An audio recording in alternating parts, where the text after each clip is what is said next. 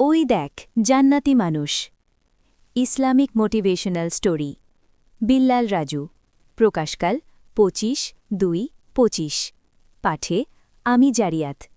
বন্ধুরা, একদিন হজরত মোহাম্মদ সাল্লাল্লাহু আলাইহি ওয়াসাল্লাম আসরের নামাজের পর কিছু সাহাবাদের নিয়ে আলোকপত ছিলেন।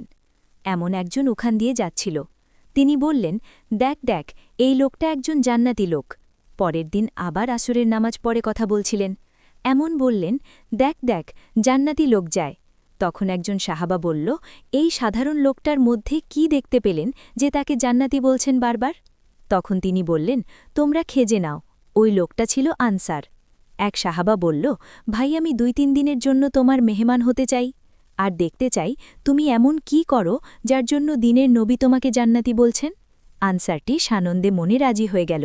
সাহাবা থাকলেন, দেখলেন 8-10 জনের মতোই মেষ পালন করছেন, সদাপাতি করছেন, ঘরদুয়ার দেখভাল করছেন। বিদায়বেলায় সাহাবী বললেন, আমি তেমন বিশেষ কিছু দেখলাম না, তবে দিনের নবী তোমার প্রশংসা করছেন। তখন তিনি বললেন, আমি নিয়মিত একটা জিনিস করি।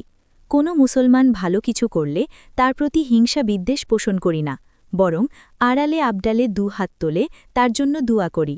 বুঝতে পেরেছি, এই জন্যই দিনের নবী তোমার প্রশংসা করেন। বন্ধুরা, আমরা বাংলাদেশের মানুষেরা ইসলামের এই কালচারটা কি পালন করি? আল্লাহ পাক সবাইকে শুভ বুদ্ধি দান করুন। আমিন।